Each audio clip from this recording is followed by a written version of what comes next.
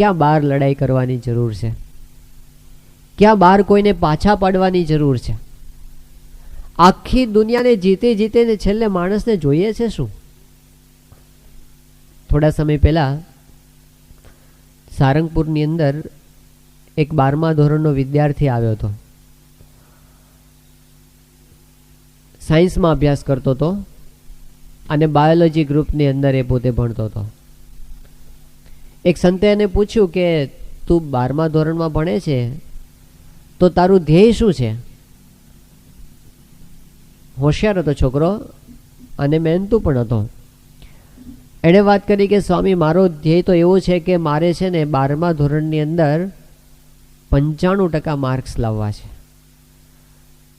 એ સંતે કીધું કે હું એવું નથી પૂછતો કે તારે કેટલા ટકા લાવવા છે, પણ તારું ધ્યેય શું છે? કે ધ્યેય આ જ છે.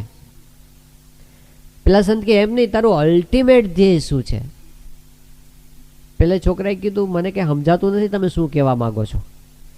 એટલે પેલા સંતે કીધું કે 95% માર્ક્સ લાવવા એ તારું ધ્યેય છે કે મેડિકલ કોલેજમાં એડમિશન લેવું એ તારું ધ્યેય છે?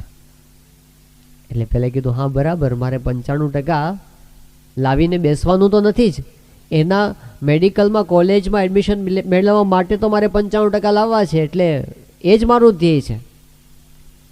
એ સંતે કીધું એ પણ તારું ધ્યેય નથી. કે તો શું છે મારું ધ્યેય? પેલા સંત બોલ્યા કે મેડિકલ કોલેજમાં એડમિશન મેળવવું એ તારું ધ્યેય નથી, પણ ડૉક્ટર બનવું એ તારું ધ્યેય છે. કારણ કે ઘણીવાર એવું બને છે, અમે લોકો જ્યારે 1989ની સાલમાં 12મા ધોરણમાં વિદ્યાનગરમાં હતા, એ વખતે મારી સાથે એક વિદ્યાર્થી ભણતો હતો, રૂમ પાર્ટનર હતો, અને 12મા ધોરણમાં બહુ જ સારા પર્સન્ટેજ એને આવ્યા અને કરમસદની અંદર પ્રમુખ સ્વામી મેડિકલ કોલેજમાં એને એડમિશન પણ મળ્યું. એ હજી સુધી ડૉક્ટર નથી થયો. એવો કુસંગ એને લાગ્યો અને એવું વાતાવરણ એવું મળી ગયું અને ફંટાઈ ગયો, વિઘ્નો આવ્યા, એ ડૉક્ટર બની શક્યો નથી. તો તું મેડિકલ કોલેજમાં એડમિશન મેળવીશ એટલે તારું કામ થઈ જશે? એ કે હા બરાબર છે, મારે તો ડૉક્ટર બનવું એ જ મારું ધ્યેય છે. પેલા સંતે કીધું એ પણ તારું ધ્યેય નથી. સાચું બોલ, ડૉક્ટર બનવું એ તારું ધ્યેય છે કે પૈસા કમાવા એ ધ્યેય છે? પ્રેક્ટિસ ન ચાલી તો? એ કે હા બરાબર, મારે તો પૈસા જ કમાવા છે, મારે તો એ જ જોઈએ છે. પેલા સંતે કીધું એ પણ તારું ધ્યેય નથી. પૈસા કમાવે તારું ધ્યેય છે કે પૈસામાંથી જે બંગલા બને, પૈસામાંથી ગાડીઓ આવે, પૈસાથી સમાજમાં પ્રતિષ્ઠા વધે, પૈસાથી તારું યોગ્ય જગ્યાએ બહુ સારી જગ્યાએ તારું લગ્ન થાય, આવું બધું તારા મનમાં છે? એ કે હા આ જ છે મારા મનમાં. પૈસા કંઈ થોડા ગોડાઉનમાં મૂકવા માટે હોય છે, મારે આ બધું જ જોઈએ છે. પેલા સંત કે એ પણ તારું ધ્યેય નથી. બંગલા મળે, ગાડી મળે, પ્રતિષ્ઠા મળે, પણ એ બધું મેળવીને તારે તો શું જોઈએ છે ખબર છે? બસ મજા કરવી છે, આનંદ કરવો છે, ભોગવવો છે, એન્જોય કરવો છે આપણે જીવનમાં. એ કે હા બસ એ જ જોઈએ છે મારે, આ બધું કંઈ થોડું રાખી મૂકવાનું છે. એમાંથી જે મજા આવે ને એ જ મારે જોઈએ છે, એમાંથી જે આનંદ આવે ને એ જ મારે જોઈએ છે. પેલા કે એની ગેરંટી નથી આટલું મળ્યા પછી. આ બધામાંથી શું જેટલા ડૉક્ટર બની ગયા, જેટલા પૈસાવાળા બની ગયા, એ બધા સુખી થઈ ગયા? મન જો ઠેકાણે નથી તો એ પણ સુખી નથી. અંદરથી સુખી થવાનું છે. અને અડધા પડધા સુખી આપણે નથી થવું, આખા સુખી થવું છે, પૂર્ણ સુખી થવું છે, કાયમ માટે સુખી થવું છે. ઘડીક સુખ ને ઘડીક દુઃખ એવું આપણે નથી જોતું. આપણે એવો આનંદ જોઈએ છે જે ક્યારેય ન જાય. તો એના માટે જગત જીતવાથી પણ નહીં થાય. અમારે ત્યાં સારંગપુરમાં પ્રમુખ સાહેબ મહારાજ એકવાર બિરાજમાન હતા અને એ વખતે કથામાં એમણે વાત કરી. એ વખતે નામ દેવામાં વાંધો નથી, ભારતના વડાપ્રધાન નરસિંહ રાવ હતા. એટલે મોટા પુરુષ તો પોતે અલમસ્ત તો બધું જેમ જેમ બોલતા હોય. તો સ્વામીશ્રી વાતમાં કરતા આપણને એમ કે વડાપ્રધાન થઈ જાય બહુ સુખી થઈ જાય. સ્વામી કે નરસિંહ રાવને બહુ સુખ છે એમ. પછી પ્રમુખ સાંઈ મહારાજ બોલ્યા, એમણે કીધું નરસિંહ રાવને કેવું સુખ છે? પછી એ કે ગામડાની અંદર પેલા કૂતરા હોય ને, એમાં કેટલીક વખત કોઈક કૂતરાને માથામાં અમુક વસ્તુ વાગે પછી છે ને એ સડે, એમાં કીડા પડે. અને ઘણી વખત તો એવી પરિસ્થિતિ થાય એ કૂતરાની, એ ઊભો ન રહી શકે, બેસી ન શકે, સૂઈ ન શકે, અને આમથી આમ હડિયાપાટી કરે, આમથી આમ હડિયાપાટી કરે, કોઈ જગ્યાએ એને ચેન હોય નહીં. આટલું કહીને સ્વામી બોલ્યા કે નરસિંહરાવની દશા આવી છે. મોટા પુરુષ બધાના અંતરનું જોઈને બોલતા હોય. શું દુનિયાના રાજા થઈ ગયા એટલે સુખી થઈ ગયા? ના પાડે છે શંકરાચાર્ય, કે છે જીતમ જગત કે ન મનોહી યે ન. મન સ્થિર થાય, મન શાંત થાય, ઝૂંપડામાંય શાંતિ. અને જો મન અશાંત હોય, બંગલામાંય અશાંતિ. જો મન સ્થિર હોય, મન શાંત હોય તો તડકામાંય શાંતિ. મન અસ્થિર હોય, અશાંત હોય તો એર કન્ડિશનમાંય અશાંતિ. સુખ એ મન સાથે જોડાયેલી વસ્તુ છે. અને મનને સ્થિર કરવા માટેનું, મનને જીતવા માટેનું સાધન કયું છે? બહુ મોટું લશ્કર લાવીએ તો મનને જીતી શકાય? ઘરમાં બહુ જાજી બંદૂકો વસાવી દઈએ આપણે તો મનને જીતી શકાય? કઈ રીતે મનને જીતવું? બહુ સવારના પોરમાં આપણે બહુ એક્સરસાઇઝ કરીને શરીર જાડું કરી નાખીએ તો મનને જીતી શકાય? કઈ રીતે જીતાય? સ્વામિનારાયણ ભગવાન કહે છે કાર્યાણીનું 12મું વચનામૃત, કે મનને સ્થિર કરવું હોય ને નિર્વિષય તો કરવું હોય તો શું કરવાનું? જંગલમાં જતા રહો. શ્રીજી મહારાજ ના પાડે છે, જંગલમાં જવાની જરૂર નથી. તો બહુ તપશ્ચર્યા કરો ઊંધે માથે લટકીને, તો કે એવું પણ કરવાની જરૂર નથી. કલાકો સુધી ધ્યાનમાં બેસો, એવું પણ કરવાની જરૂર નથી. તો શું કરવાનું છે? શ્રીજી મહારાજ કહે છે કે વિશ્વાસ રાખીને પ્રીતિએ સહિત ભગવાન પુરુષોત્તમ નારાયણની વાત સાંભળવી, એનાથી બીજું મનને સ્થિર થવાનું અને નિર્વિષયી થવાનું કોઈ મોટું સાધન નથી. કોઈ મોટું નહીં. શ્રીજી મહારાજ કે તમે તપ્ત કૃચ્છ ચાંદ્રાયણ વ્રત કરો, તમે ધ્યાન કરો, તમે માળા કરો, એમાં પણ જેવું મન સ્થિર નહીં થાય એવું ભગવાનની કથા. પણ બે શબ્દો વાપર્યા, એક તો વિશ્વાસ રાખીને અને બીજું પ્રીતિએ સહિત. કોને પ્રીતિએ સહિત કોને સાંભળ્યું કહેવાય? આપણે 2020ની મેચ ચાલતી હોય અને ભારતની સામે પાકિસ્તાન હોય અને કટોકટી બરાબર જામી હોય ને છેલ્લા 10 દડા બાકી હોય ને એ વખતે જે જોઈએ ને એ પ્રીતિએ સહિત જોયું કહેવાય. તત્પરતા, ઝીલવાની જે તત્પરતા, કે હમણાં એક દડો નથી જવા દેવો, એક ફટકો નથી જવા દેવો, એવી જે તત્પરતા પ્રીતિએ સહિત સાંભળ્યું કહેવાય. અને વિશ્વાસે સહિત સંશયાત્મા વિનશ્યતે. ગીતા એમ કે છે કે જ્યારે આપણે કંઈક ગ્રહણ જ કરવું છે ત્યારે વિશ્વાસ રાખીને સાંભળીએ તો એ શબ્દોનો આપણને જેવો જોઈએ એવો લાભ થાય. આપણે 3 દિવસ કથા સાંભળવાના છે અને 3 દિવસ આપણે 1.5 કલાક અહીં આવીને બેસવાના છીએ.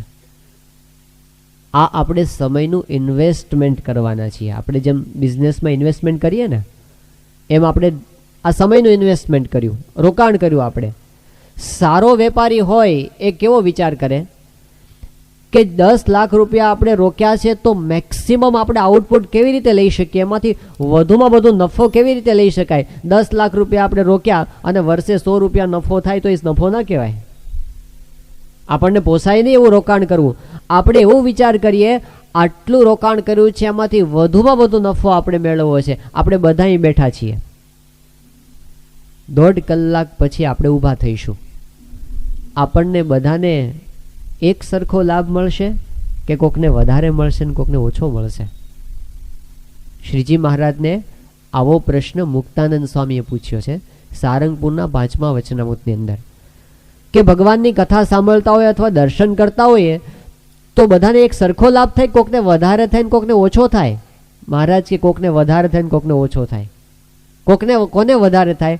મહારાજે કીધું મહિમા હોય એને વધારે થાય, એકાગ્રતા હોય એને વધારે થાય, પ્રીતિ હોય એને વધારે થાય.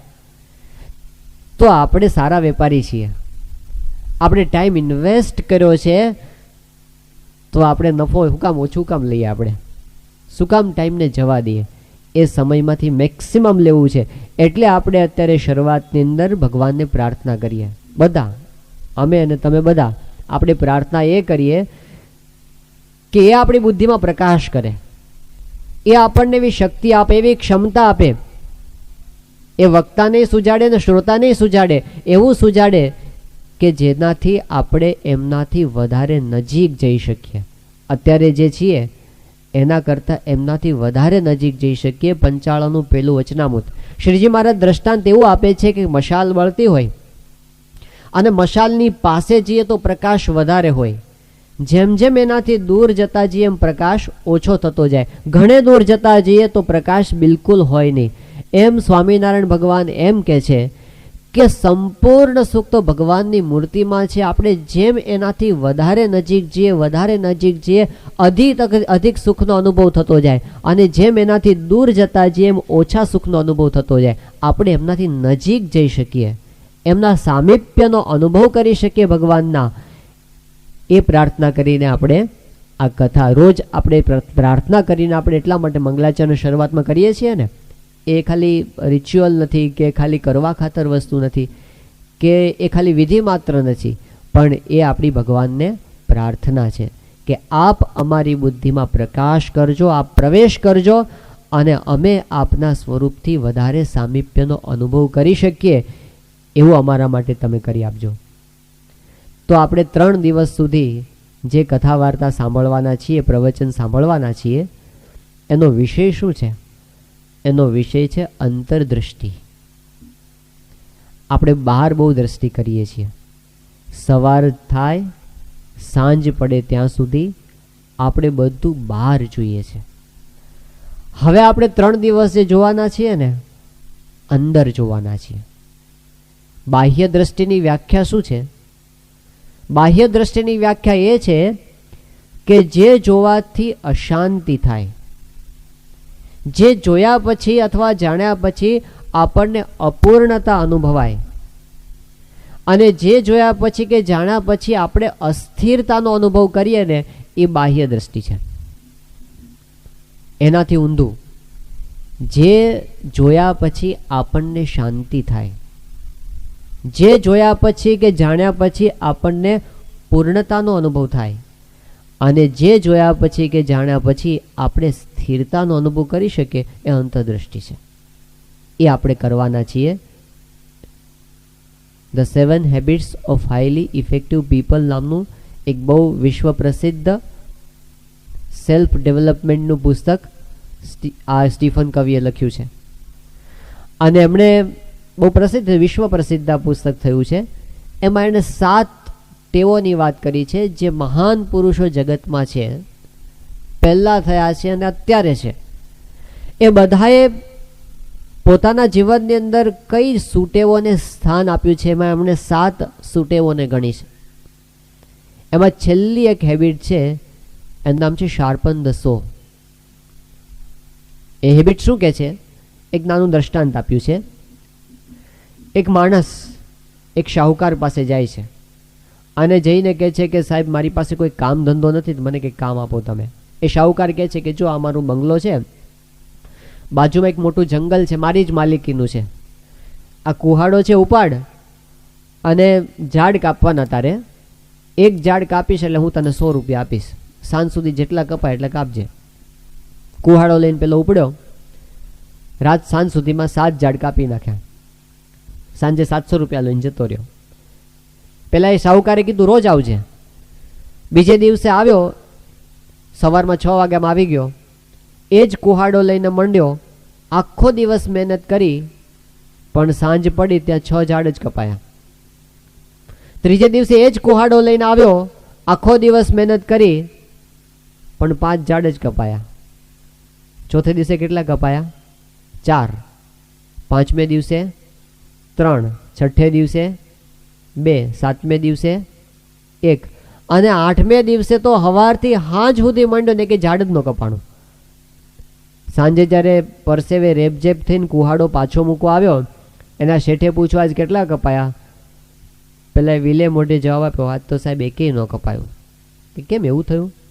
ખબર નથી પડતી સાહેબ, હું મહેનત તો એટલી ને એટલી કરું છું, ઝાડ કપાતું નથી.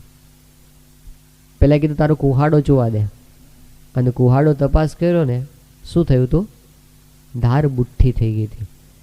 કે મૂરખ તું જોતો ખરો, આ તારી કુહાડાની ધાર બુઠ્ઠી થઈ ગઈ છે, અને ઘસીને તારે ધાર કાઢવાની હોય એ કે સાહેબ મારી પાસે ટાઈમ ક્યાં છે? જો હું ધાર કાઢવા માટે ટાઈમ બગાડું તો ઝાડ ક્યારે કાપું? પેલા એ કીધું કે અરે આ ટાઈમ બગાડ્યો ન કહેવાય, આ ધાર કાઢવામાં તો 10 મિનિટ કાઢીશ ને તો તારી 8 કલાક સુધરશે. શાર્પન ધ સો. તમારી કુહાડીની ધાર કાઢશો તો બધા કામમાં ઉપયોગી થશે. આપણે અહીંયા આગળ જે ભેગા થયા છે ને, અંતરદ્રષ્ટિ, આખો દિવસ બાહ્ય દ્રષ્ટિ ભલે કરતા હોઈએ, આ અંતરદ્રષ્ટિની પ્રક્રિયા એ કુહાડીની ધાર કાઢવાની પ્રક્રિયા છે. એ ટાઈમ વેસ્ટ નથી. બધામાં આપણને એ કામ લાગશે. જેટલી ધાર કાઢી હશે ને, ભલે ને આપણે નોકરી ધંધો વ્યવહાર સગા સંબંધી સાથેનો બધો કરવો હોય, પણ એના માટે ઉપયોગી થશે આ ધાર. જેટલી સારી ધાર, અને રોજ કાઢવાની હોય છે. આમ તો કથા વાર્તા એ આપણું મન સ્થિર કરે છે. કથા વાર્તા એ આપણી કુહાડીની ધાર કાઢે છે. અંતરદ્રષ્ટિની અંદર આપણે શું જોવાના છીએ? તો ભગવાન સ્વામિનારાયણે અંતરદ્રષ્ટિની 3 વ્યાખ્યા કરી છે એમના ઉપદેશ ગ્રંથ વચનામૃતની અંદર. પહેલી વ્યાખ્યા એમણે એ કરી છે ગરડા પ્રથમ પ્રકરણનું 49મું વચનામૃત. અંતરદ્રષ્ટિ એટલે શું? શ્રીજી મહારાજ એમ કહે છે કે ભગવાનની સામું જોઈ રહેવું એ અંતરદ્રષ્ટિ છે. આ પહેલી વ્યાખ્યા. બીજી વ્યાખ્યા એમણે કરી છે ગરડા પ્રથમ પ્રકરણના 67મા વચનામૃતની અંદર કે અંતરદ્રષ્ટિ શું છે. એમણે કીધું કે ગુરુ સામે જોવું, સત્પુરુષ સામે જોવું એ અંતરદ્રષ્ટિ છે. અને ત્રીજી વ્યાખ્યા આવે છે ગરડા પ્રથમના 20મા વચનામૃતની અંદર કે અંતરદ્રષ્ટિ શું છે? તો પોતાની સામું જોવું અંતરદ્રષ્ટિ છે. ભગવાનની સામું જોવું, ગુરુની સામું જોવું અને પોતાની સામું જોવું, આ અંતરદ્રષ્ટિ છે.